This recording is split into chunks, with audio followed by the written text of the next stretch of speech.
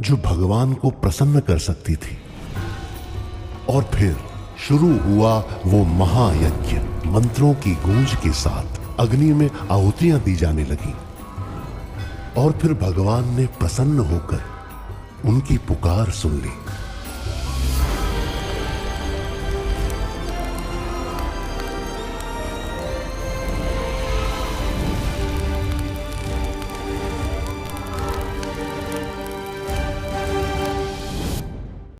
उस पवित्र आग से प्रकट हुई एक अमूल्य भेंट, एक आशीर्वाद,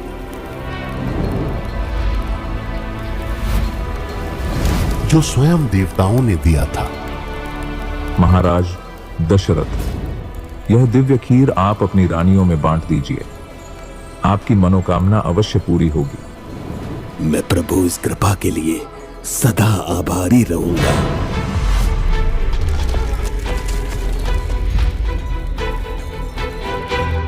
राजा दशरथ ने प्रेम पूर्वक वो प्रसाद अपनी रानियों में बांट दिया।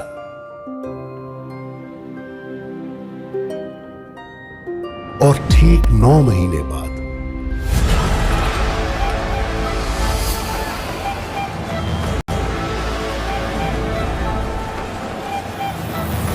पूरी अयोध्या नगरी उत्सव के रंग में रंग गई थी।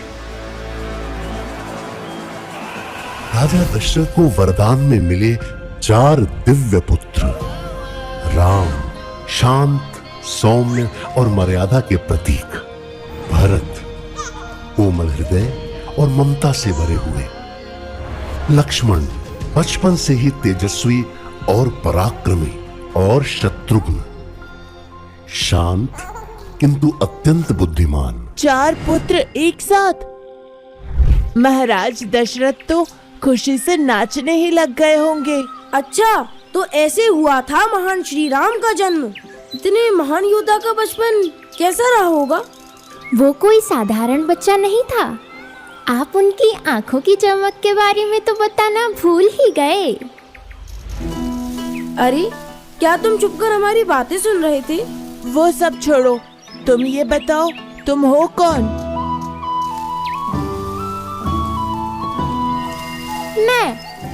मैं तो बस एक बच्चा हूँ जिसे कहानियाँ सुनना बहुत पसंद है।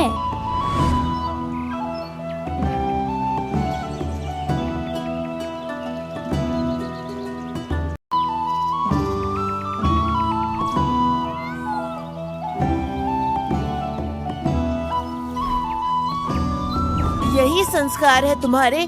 छुप छुप कर हमारी बातें सुन रहे हो? इसमें मेरा कोई दोष नहीं। तुम इतनी जोर से बोल रहे हो कि यह पेड़ भी सुन ले। तो जाकर किसी और पेड़ पर बैठो। ना ना भाई, ऐसी ठंडी हवा और इतनी रोचक कहानी तो यही है। इतनी ही अच्छी लग रही है कहानी तो नीचे आओ और हमारे साथ बैठकर सुनो।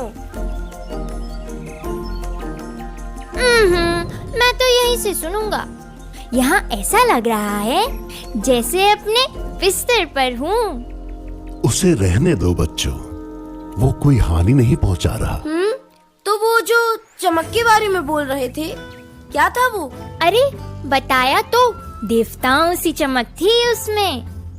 क्या ये सच है गुरुजी? वो बिल्कुल सच कह रहा है। राम में देवताओं जैसा तेज था, जैसे वो कोई दिव्य शक्ति हो। उस तेज में कुछ ऐसी बात थी जो सामान्य मनुष्य के समझ से परे थी।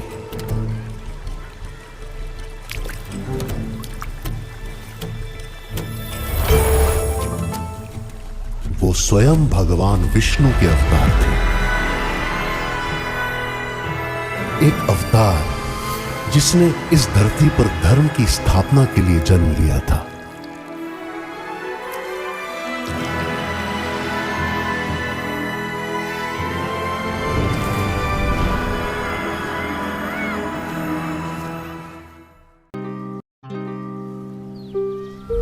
राम विष्णु के अवतार थे, स्वयं ईश्वर।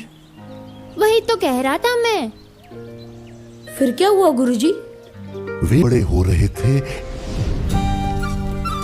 एक दूसरे के लिए,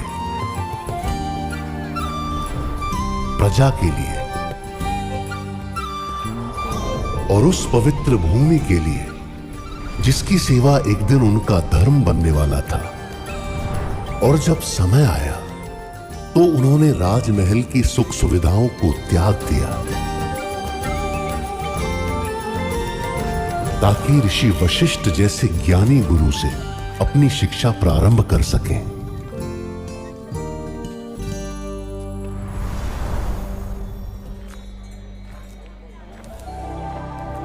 ऋषि वशिष्ठ के गुरुकुल में वे केवल शास्त्र और शस्त्र ही नहीं सीखने वाले थे, उन्हें सिखाया जाना था विवेक, अनुशासन, धर्म की मूल भावना और यह भी कि एक राज्य की सच्ची सेवा का अर्थ क्या होता है। कर गए, उन्होंने शस्त्र चलाना सीखा, युद्ध कला सीखी, वेद शास्त्रों का ज्ञान लिया,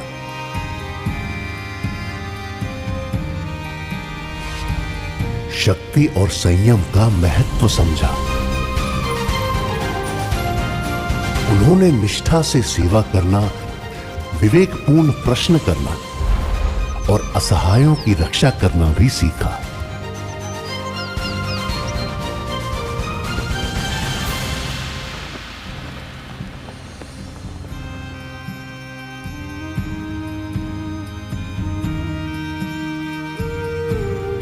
क्योंकि राम सबसे बड़े थे, इसलिए गुरु वशिष्ठ ने उन्हें राजधर्म सिखाया। राम, तुम्हें सदैव दुर्बलों की रक्षा करनी है, धर्म की रक्षा करनी है और अपने आचरण से उदाहरण प्रस्तुत करना है। गुरुदेव, यदि राम का राजा बनना तय था तो क्या उनकी रानी भी तय थी? अरे वाह, इस कहानी का दिलचस्प मोड़ तो अब आएगा। बिल्कुल कुश। जहां एक और गुरु वशिष्ठ राम को राजा बनने के लिए प्रशिक्षित कर रहे थे, वहां से दूर मिथिला राज्य में भी राजा जनक उसी दुख में डूबे थे जिसने कभी राजा दशरथ की मानसिक शांति छीन रखी थी।